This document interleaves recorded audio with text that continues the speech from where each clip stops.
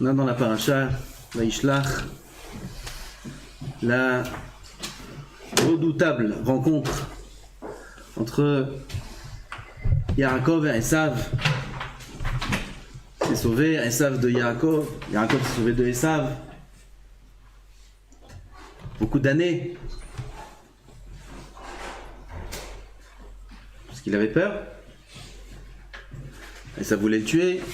Il est parti, 14 ans, étudier la Torah chez Ever, 20 ans dans la maison de Lavan. Maintenant, arrivé le moment du... Comment ça s'appelle? Un contre un comme ça. Duel. Hein? Duel? Comme les cow-boys là. Duel s'appelle? Le duel. Terrible. Yaakov vs Esav.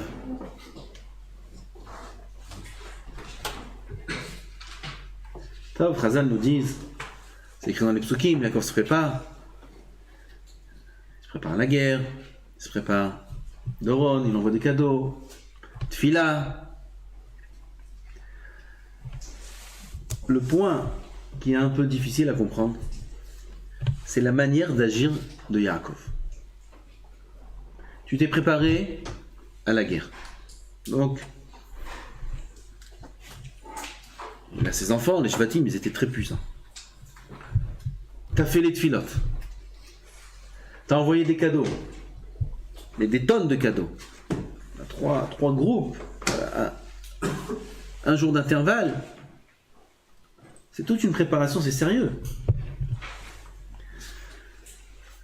Yaakov arrive. Voilà, le moment est arrivé. Il voit Esav.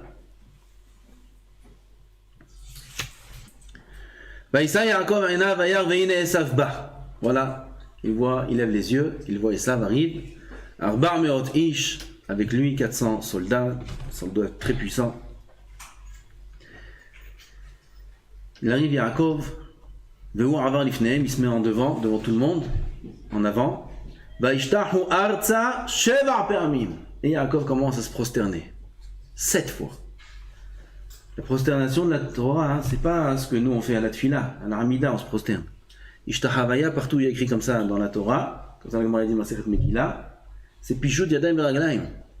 C'est allonger le visage sur le sol, les mains en l'air, les pieds droits. Ça c'est Ishtahavaya. C'est écrasé par terre. Yaakov Avinu s'écrase. On n'a pas d'autre mot. Devant Esav. Pas une fois. Il s'écrase.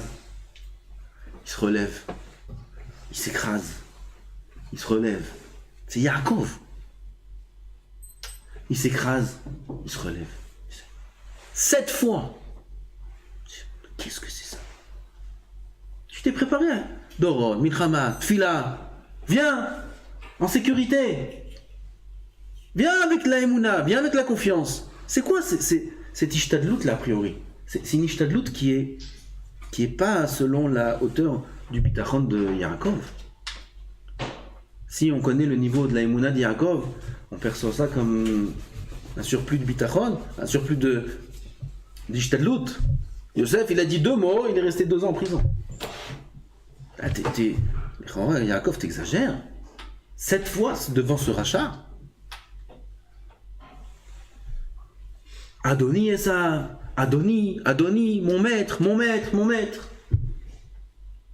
Tout ça, on pourrait dire que c'est l'ishtadlout de Yaakov. Esav, c'est un grand rachat. Le grand rachat, tu l'achètes avec du kavod. Fais-lui plein de kavod, une tonne de kavod, c'est bon, tu l'as acheté. Comme ça, il y en a qui me disent, parfois je vais dans un pays, il faut parler à certaines personnes, vous savez, lui, tu lui donnes du kavod, c'est bon. Tu lui dis, tu lui donnes du kavod pendant le cours, tu lui donnes du kavod, tu lui donnes du... c'est bon. Il va donner. Je dis qu'il ne donne pas. Hein? C'est Hanoufa, c'est Assour. C'est Assour le Hanif. C'est un Issour de Raïda. Hanoufa, je vais donner du kavod parce que... On donne du kavod à tout le monde. Aux riches, on donne du kavod par rapport à la bracha qu'ils ont reçue d'Hachem. Mais pas pour recevoir. Donner du kavod pour recevoir, c'est Assour. Yaakov Avinu se prosterne, ok. Il donne du kavod à Esav, disons, il donne trop de kavod pour que Esav, par ce kavod-là, il s'amadoue un petit peu. Aval, ça marche pas. Écoutez la grande question. Écoutez la grande question qui est ici. Tout ça, on peut expliquer dans la rencontre même de Yaakov avec Esav. Le problème est que ça a commencé déjà avant. Où ça? Quand Yaakov, il envoie les malachim. Vaishlach Yaakov malachim. D'accord? Il leur dit aux anges, c'est des anges, malachim amash, il leur dit quoi dire à Esav. Qu'est-ce qu'il leur dit? Vaitzav otam les morts. Kotomrun ladoni le Esav. Ainsi vous direz à mon maître Esav. Comme c'est là, Yaakov dit au malachim, mais pas de dire à Esav. Ce qu'ils doivent dire à Esav, c'est la suite. Yaakov, im lavangarti, etc. C'est la suite. Avant ça, il dit aux anges, comme ça vous direz à mon maître Esav. Pourquoi aux anges tu dis, comme ça vous direz à mon maître Esav? Tu parles aux anges, mais non, tu parles pas à Esav. Il faut dire aux malachim, comme ça vous direz à Esav Aracha. Mon maître. J'ai pas encore dit deux points ouvrir les guillemets. Quand je dirai deux points ouvrir les guillemets, là vous direz mon maître, ce que tu veux. D'accord? Ça, vous lui dites dans ce lachon. Mais là, je suis avant les guillemets. Yaakov Avinu, il parle aux anges. Il leur dit, comme ça vous direz, à mon maître Esav. Aux anges, tu dis mon maître Esav. Là, ça marche plus. Là, on peut plus rien expliquer. C'est couché Chazaka. Écoutez le tiroutz, écoutez le tiroutz. $1 million de tiroutz. J'ai entendu de Rav Lugassi chérie.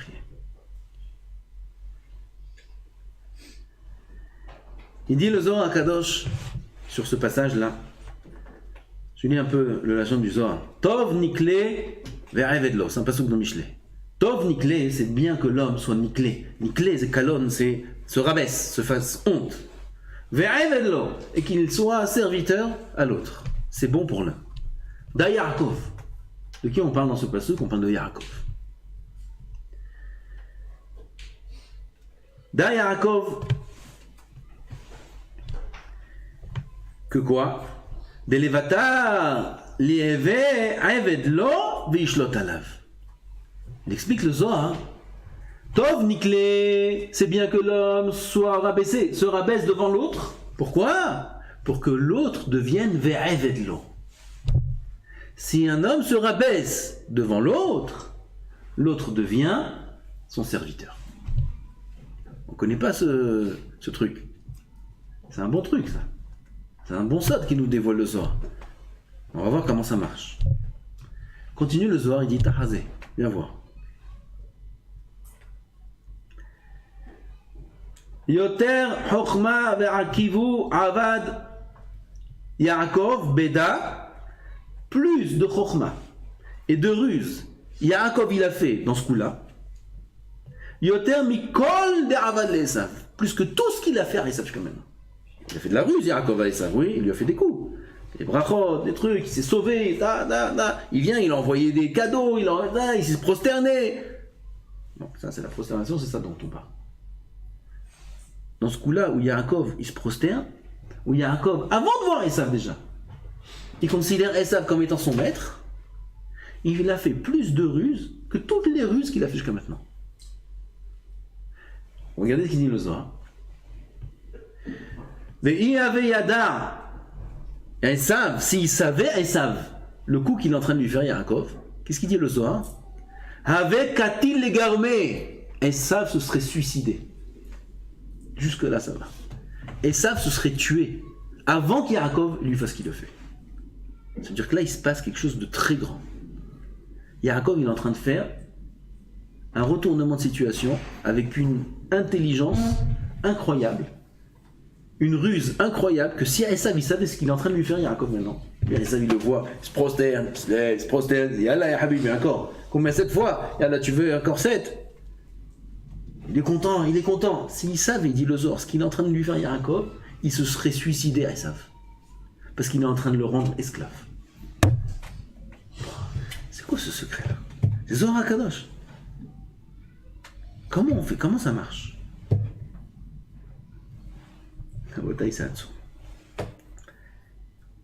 C'est tellement pachout, tellement c'est Hatsou, tellement c'est pachout. Comment ça fonctionne? Il dit le Ramban, l'Igeret Ramban qu'on connaît. Là-bas c'est écrit Hashpel Atzmecha Veinasaacha Amakom. Rabaisse-toi. Un homme doit se rabaisser. Il doit se rabaisser. Il doit se faire petit. Il doit se considérer pas comme étant tellement intelligent, et tellement fort, et tellement malin, et tellement chaque qualité qu'on pourrait se vanter.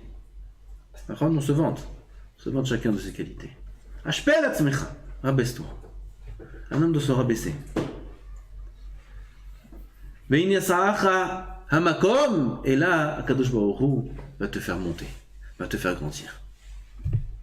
Le Midrash raconte qu'il avait une matronita, elle a demandé à Rabbi aussi. Cette matronita, là, c'est une femme importante, elle lui a posé plein de couchiottes à Rabbi aussi. Une des questions qu'elle lui a posées, ça ressemble à quelque chose qu'on connaît, mais c'est moins connu. Elle lui a dit en combien de temps Kadosh Baruch Hu il a créé le monde? Kadosh Baruch Hu, Rabbi aussi répond, Kadosh Baruch Hu il a créé le monde en 6 jours. Et qu'est-ce qu'il fait depuis? Ah non, on connaît, mais avec Zivugim. Là, c'est une autre réponse. Là, il lui a dit, depuis qu'il a créé le monde, il fait des échelles. Hein? Des échelles? Des échelles. Kadosh Baruch Hu, il fait des échelles. Des grandes, très hautes. Pourquoi faire? Il fait des échelles. Les Agbiya Shefalim, mais les Hashpil Geim. Pour faire monter ceux qui sont bas et faire descendre ceux qui sont hauts. Voilà ce qu'il fait à Kadosh Baruch Hu depuis Shechet Yemei Maaseh Bereshit. Pourquoi il lui a pas dit Kadosh Baruch Hu depuis la Briat Olam, après les 6 jours il a créé le monde, à Kadosh Baruch Hu, il donne la parnassa, il s'occupe, il est mashgiach, il donne la vie, la mort, à part des échelles, il y a pas mal de choses à faire, non? Dans ce monde. Peut-être, c'est une chose, ok, Kadosh Baruch Hu, Magbi Ashpanim, etc. Ok, celui il a de la Gahava, Kadosh Baruch Hu le rabaisse, celui qui a de la Nava, Kadosh Baruch Hu le... Mais à part ça, il y a plein de choses. Qu'est-ce qu'il fait depuis Hachem? Il fait ça, c'est tout. Et là, la réponse est profonde, la réponse de Rabbi aussi. Qu'est-ce que tu m'as demandé, Matronita? Qu'est-ce qu'il a fait à Kadosh Baruch Hu? En combien de temps il a fait le monde? 6 jours. 6 jours à faire classer. À faire classer, ça veut dire quoi? Toutes les Neshamot qui vont venir. Avec chacun la vie qu'il aura, avec qui il va se marier, combien d'argent il va gagner, les événements qu'il aura dans sa vie, les épreuves, tout a été fait déjà depuis la création de Adam Arishon. Parce qu'on est tous une partie de sa Neshama. Tout est fait déjà. Depuis la création du monde jusqu'à la fin des temps, ce qu'il y aura dans toute l'histoire de l'humanité, à chacun d'entre nous, inclus les animaux et les végétaux et les minéraux, tout est déjà fait. En combien de temps? 6 jours. Kadosh Baruch Hu a à faire classer. Il n'y a pas besoin de beaucoup de temps, Kadosh Baruch Hu. Même en 1 seconde, il aurait pu faire. Alors c'est quoi le ridouche? Le ridouche est qu'il y a une variable. Vous connaissez les mathématiques?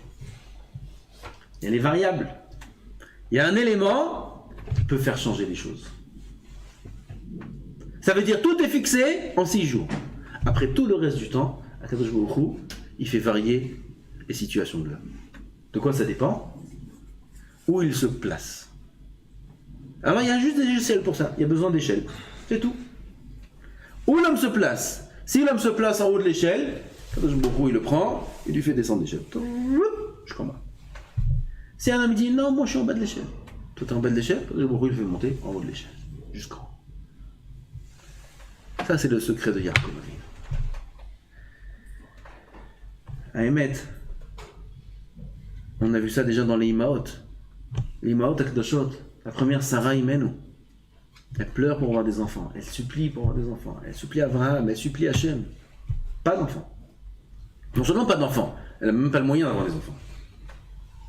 Ça veut dire, pas, tu vas chez le docteur, il y a des piqûres, des trucs, il n'y a rien. Le docteur il vient, il voit, madame, vous êtes un homme, il n'y a rien à faire. Pas d'enfant, il n'y a pas de matrice, il n'y a rien. Qu'est-ce qu'elle fait? Elle fait rentrer sa servante. C'est quoi le secret? Après, elles ont toutes fait la même chose. Léa, elle a fait ça, Rahel, elle a fait ça. Yalla, la servante, prends la servante. C'est quoi cette histoire de servante? Chacun donne sa servante. Et là, il y a une plus grande honte que de donner sa servante à son mari. Il y a une plus grande honte. Pour une femme, la femme, vous allez vous marier, vous allez apprendre un peu Shlom Bayit, c'est quoi? La femme, elle vit de son mari. La femme vit de son mari. Si aujourd'hui il y a des femmes qui sont très très autonomes et qui font, on voit des choses comme ça dans le monde, on dirait des femmes c'est des patrons, c'est parce que leurs maris ils sont pas des bons maris. Elles sont détachées de leur mari. Ah, ils vivent sous un même toit, parfois ils quittent le toit même. Enfin, la nature de la femme, c'est qu'elle est entièrement dépendante de son mari. La femme c'est la lune, le mari c'est le soleil. La lune, l'et lamigarma, kloum, elle n'a rien d'elle-même la lune. La lune reçoit toute sa lumière du soleil. La femme c'est comparé à la lune. Comme Moshe et Yoshua. Le même système, c'est pas rabaissant. C'est énorme le tafkid de la lune. La lune c'est la shrina, la femme c'est la shrina. Birkat Alevana, c'est Akbala Pna Shrina. Il faut la faire avec une grande simcha, il faut la faire habillée propre. C'est pour ça qu'on fait Motzei Shabbat. On fait Motzei Shabbat, Birkat Alevana. Et dans la baignoire, il faut faire avec une grande simcha, Birkat Alevana. Pourquoi? On est Makbil Pna Shrina. On reçoit la Shrina une fois par mois. C'est la lune. La femme c'est la Shrina dans la maison. Comme ça il dit Tomer Dvora, que chaque action qu'un homme il fait pour sa femme, ils sont mechaven, qu'il l'arrange, qu'il les metaken, la shrina kdosha. Alors la nature de la femme, c'est de recevoir de l'homme. Kol sheken leimaot akdoshot, Sarah, elle est consciente avec qui elle est mariée. Elle est mariée avec Avraham Avinu. Avraham Avinu, à part le poste qu'il avait dans le monde qui était roi du monde, Avraham Avinu, toutes les nations étaient soumises à lui. Oui, quel honneur d'être marié avec un homme pareil. À part ça, c'est Avraham Avinu. C'est Kodesh Kodashim. Comment elle peut lui donner une servante? Imagine Shifra, une égyptienne, même pas une juive. Hagar, un mitzrit. Vas-y, prends. Ma servante, moi j'ai pas d'enfant, vas-y, je te donne ma servante. Il y a quelque chose qui peut tuer une femme plus que ça. Comment c'est possible? Chaque fois là, qu'on avait la séparation, ma femme elle me demande comment. C'est quoi ces trucs-là? Comment ils ont fait ça? Hier encore, on m'a posé la question. Comment Yaakov, Rachel, elle donne ça à Shifra Bila? Comment c'est possible? Une femme ne peut pas comprendre ça. Ben, c'est incompréhensible. Elle a ma, je paie la tzmera. Rabaisse-toi. Les Imaot Akadoshot, elles ont compris le secret. Un homme, il se rabaisse, et il n'a sa makom. Kadosh Baruch Hu, il te lèvera. Il y a des histoires avec les stapeleurs, avec des gens qui n'avaient pas d'enfants. Quelqu'un, beaucoup d'années, il est parti voir un stapeleur. Le stapeleur, il a dit quoi comme conseil? Va trouver quelqu'un qui est en train de se faire rabaisser, qui a la honte de sa vie, et qui te fasse une bracha. À ce moment-là. Voilà le conseil du stapeleur. Il a cherché, il y a plusieurs guirsaot. Il y en a qui a trouvé dans la rue quelqu'un, il a envoyé son chapeau, le chapeau est tombé dans la pluie, l'autre il a crié dessus, il a rabaissé, la honte devant tout le monde. Il y en a qui disent que c'était un mariage. Un mariage, il a pris une place, il y a quelqu'un qui est venu, lui a crié dessus, on est devenu tout rouge. Et l'autre il vient à ce moment-là, il dit mais là je sais que c'est pas peut-être le moment, à ce moment-là, mais c'est possible de nous faire une bracha. Alors l'autre il était comme ça, dégoûté de la vie. Alors, il voit une bracha, qu'est-ce que tu veux? Une bracha, quelle bracha? J'ai des enfants. Il a fait une bracha de toute sa kavana. Il était brisé le type. Des enfants. Et il a eu des enfants, 9 mois après, il a eu un garçon.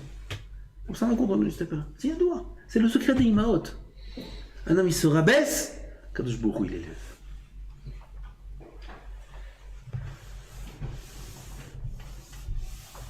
C'est la grande sgoula de Rabbi Chaim Volozhin. Et ça, c'est applicable aujourd'hui.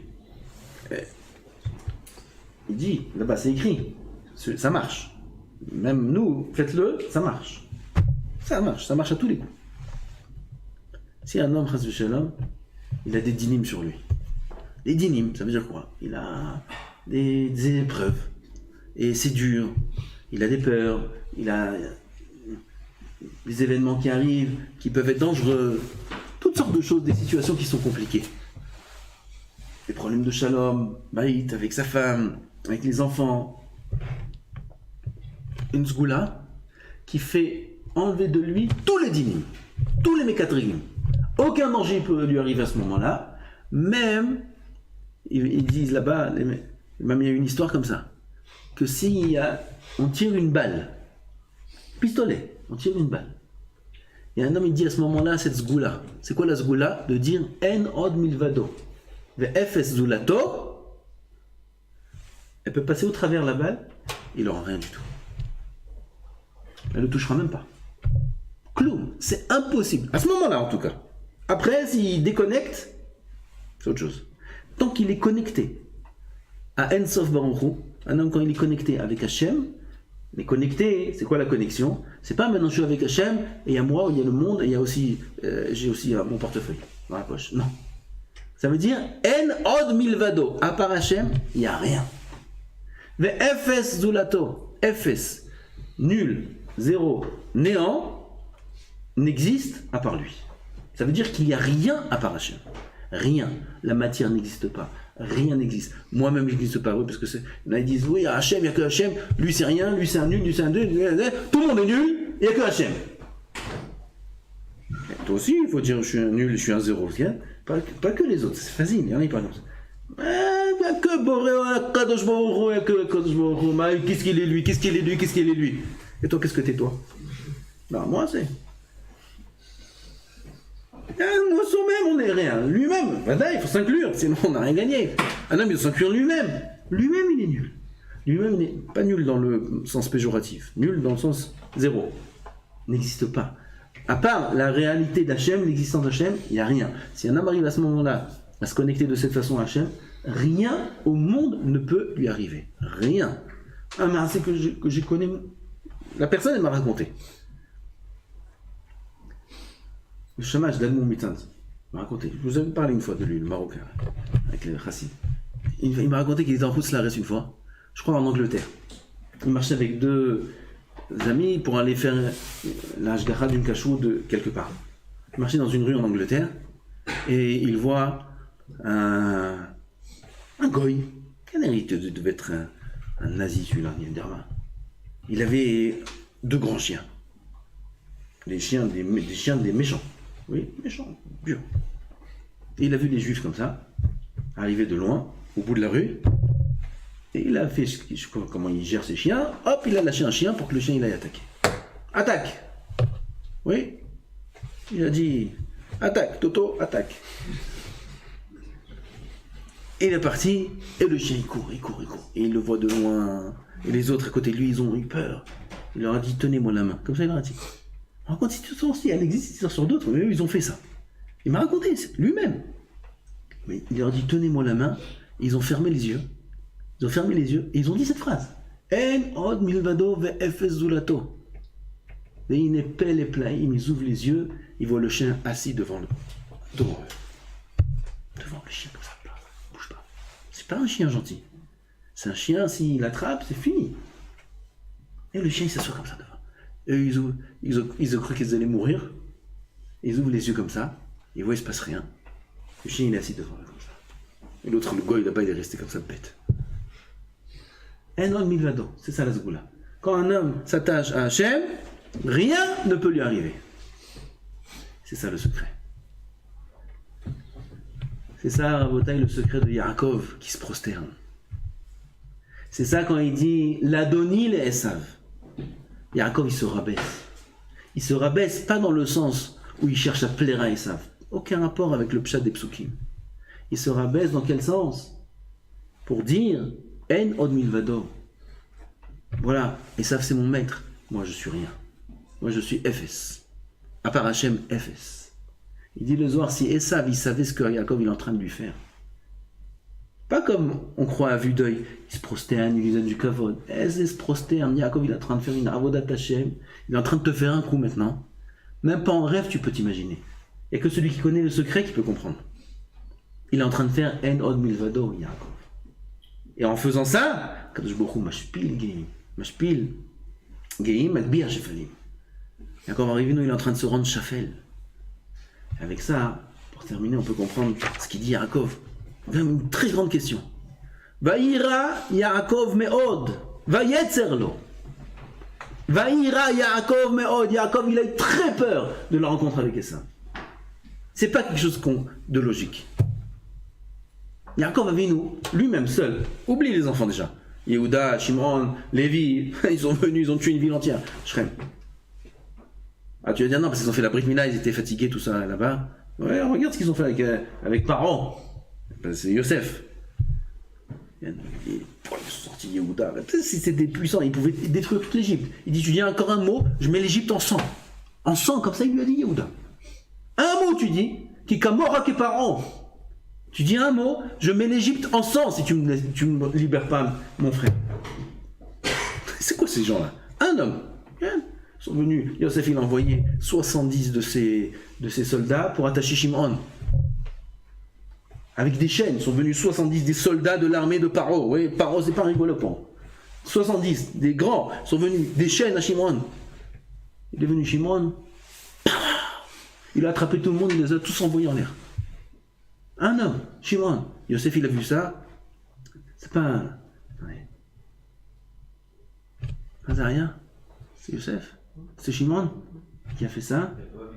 Hein? Ah, attends, qu'est-ce qu'il y a écrit là-bas? C'est des puissants. Il y a un chidouche là-bas. Je voulais dire, mais j'ai oublié. Bekitso, puissant. Ça, c'est les enfants. Ils étaient avec lui, là, les enfants. Oui, ils étaient nés. À part Binyamin, ils étaient tous nés. Oublie les enfants. Yaakov lui-même. Il a vu Rachel. Il y avait tous les bergers dans la paracha de la semaine dernière. Tous les bergers, qu'est-ce que vous faites là? Là, il y a une grande pierre, il y a un puits, il y a une grande pierre. Mais alors, il faut tous les bergers de la ville se réunissent pour bouger la pierre. Oui, c'est pas une pierre, c'est un monument ce truc-là. Tous les bergers de la ville pour bouger la pierre. Ah ok, d'accord, ok, alors on attend. Puis Tom il voit Rachel qui arrive. Elle vient, elle aussi elle veut donner à boire à ces trucs. Rachel c'est autre chose. Il vient Yaakov, va égal et ta even. Tisrazal kebo prak, comme un bouchon. Comme un prak, paf. Qu'est-ce que c'est ça? Va égal et ta even. Paf, comme ça. C'est quoi? C'est qui Yaakov? T'as peur des saves? Va ira Yaakov me'od. C'est pas logique dans le pshat par rapport à tout ce qu'on nous apprend. Qu'est-ce que c'est? Qui c'est Yaakov? Va ira Yaakov, va Yarshosh Yaakov, un petit crachage, un petit. Va savoir. Va ira Yaakov me'od. Mais de quoi t'as peur?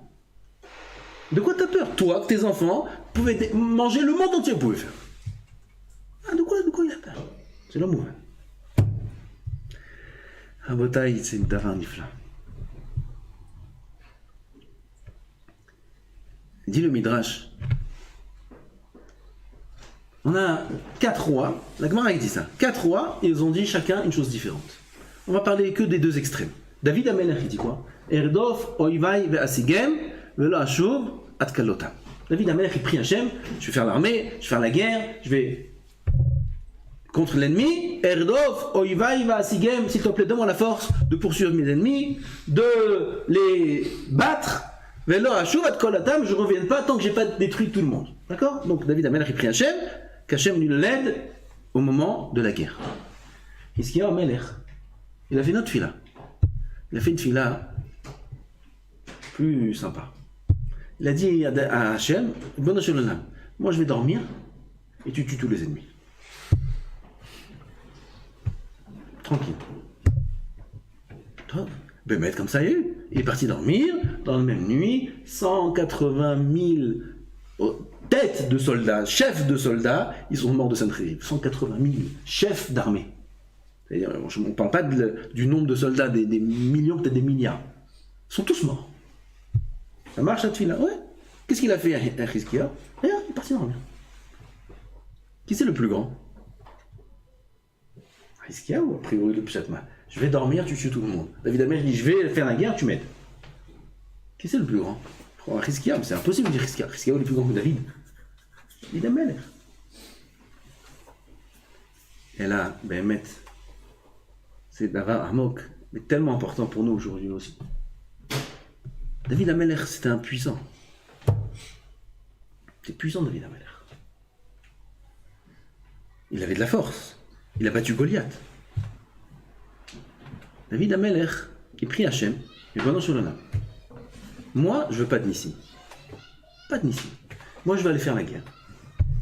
Et en faisant la guerre, donne-moi la Emouna que c'est toi qui fais la guerre. Vous avez compris la force? Je vais faire, j'ai de la force, mais donne-moi la Emouna que moi, je fais rien. Ça, Hizkiyahu Amelech, il n'est pas capable de le faire. Il n'est pas à ce niveau-là.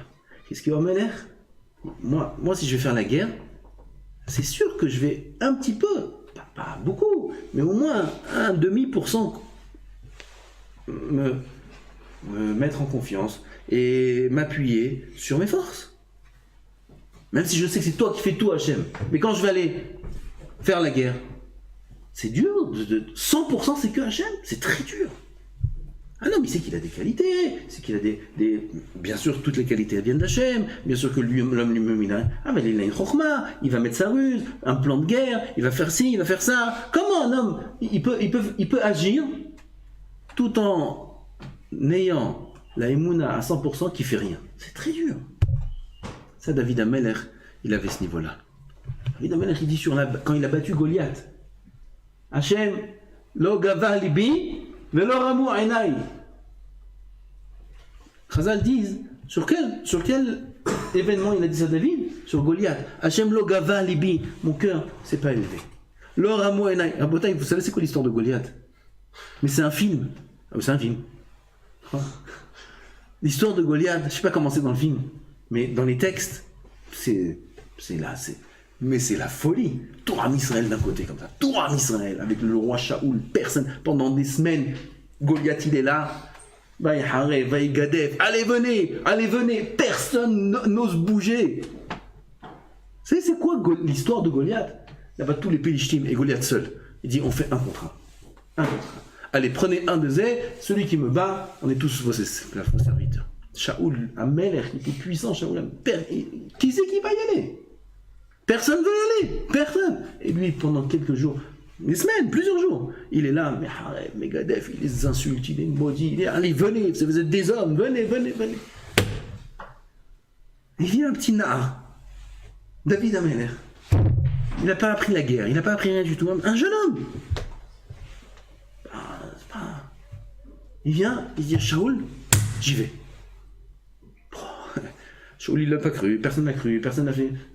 J'y vais, pas pour rien. J'ai tué le lion, j'ai tué le truc. J'y vais. Bon, on va passer tous les détails du Midrash. Il y va. L'autre, il est coulo Chirion.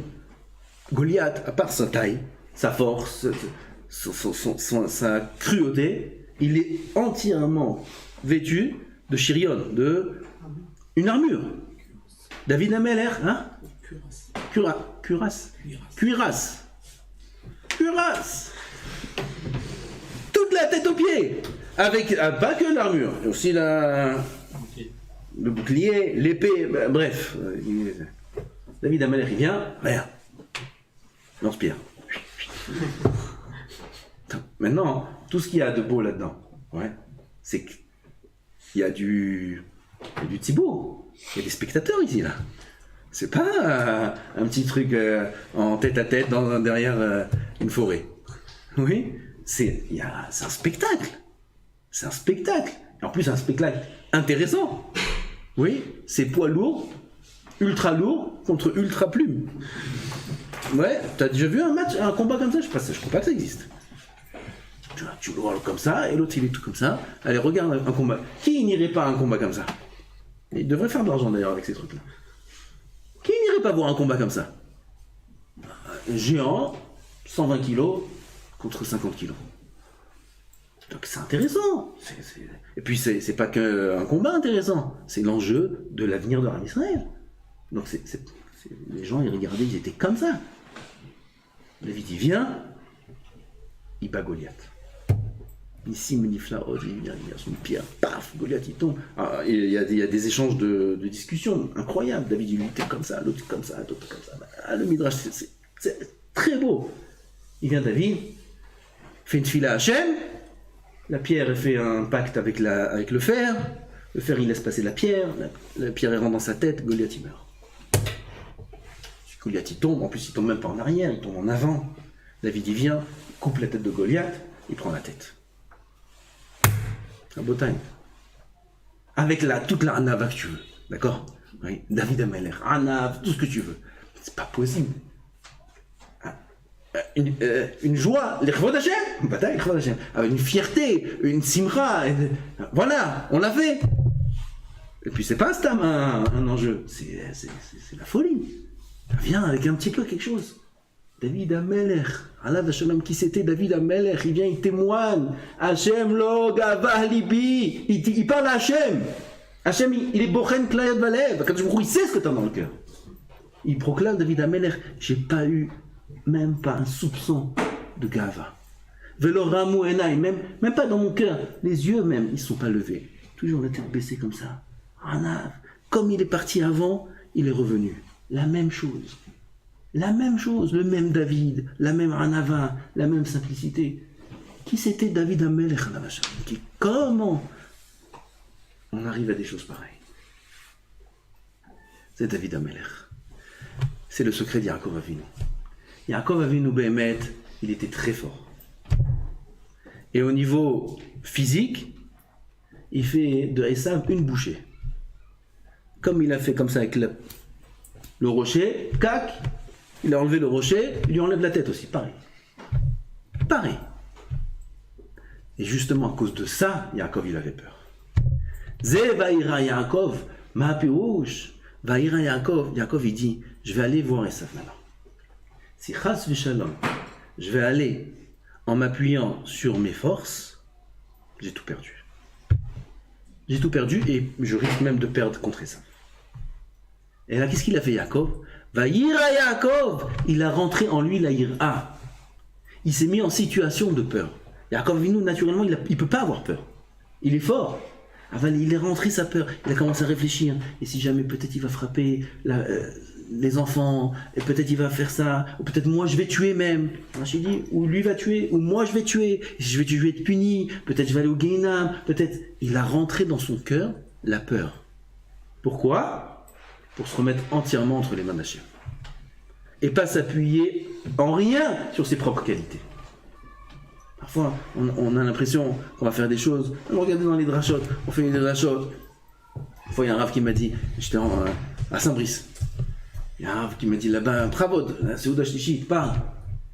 Je dis, je ne peux pas, c'était pas prévu. Il y a 200 personnes, qu'est-ce que je vais dire? Mais j'ai pas préparé. Il m'a dit quelque chose de joli. Ça va être écrit dans une fâchée.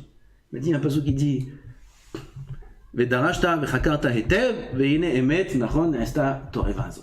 Là, on parle des Edim, il faut bien chercher des Edim pour voir s'ils disent vrai ou faux.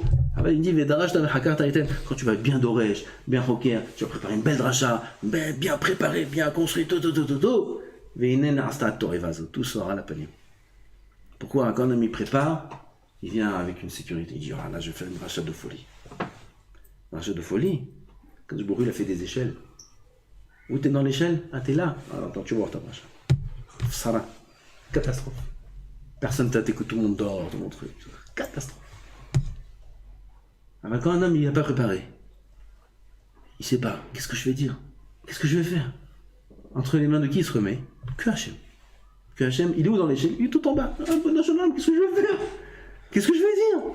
Je ne sais pas comment faire. Quand le bourru, il dit, il y a des échelles. T'es en bas, je te mets en haut. Je suis avec toi. Si un homme il se met avec Hachem, il y a des barreaux, les gens ils viennent, ils disent moi je peux pas parler en public, j'ai honte, il fait une dracha, j'ai honte, je peux pas, j'arrive pas, et ils viennent, fais Khazan, non, j'ai honte, je me sens mal à l'aise, qu'est-ce que je vais dire, comment je... Tu lui réponds, comme ça tu le ressens, la moitié du travail tu l'as fait déjà. C'est comme ça qu'il faut être. Comme ça qu'il faut être. En étant sûr qu'on est nul, on peut réussir. Parce que quand un homme il sait qu'il est nul, alors il fait intervenir Hachem. Quand je me dis, moi je t'aide. Moi je t'aide. Voilà, moi je suis avec toi. Si toi tu n'es pas capable, c'est là que j'interviens. Si tu te sens capable, alors bechavod, vas-y. Un homme, il croit qu'il est chacham, il croit qu'il est zé, il peut étudier, il peut finir zé, il peut faire ça, il peut faire ça. Bechavod. Vas-y. En général, ces réponses-là, ils n'existent pas, les gens. Les gens, ils veulent être comme tout le monde. Tout le monde a de la confiance, j'ai de la confiance en moi. Oui, on parle beaucoup de ces choses-là. Un homme, il manque de confiance. Il manque de confiance. Zahita. Zahita, tu manques de confiance. Si tu manques de confiance, tu peux t'attacher à Hachem. Parce que quelqu'un qui a de la confiance, alors il s'attache à lui-même. Il est sûr de ses propres capacités, il ne va rien réussir. Rien. Rien. Et si oui, c'est des petites choses.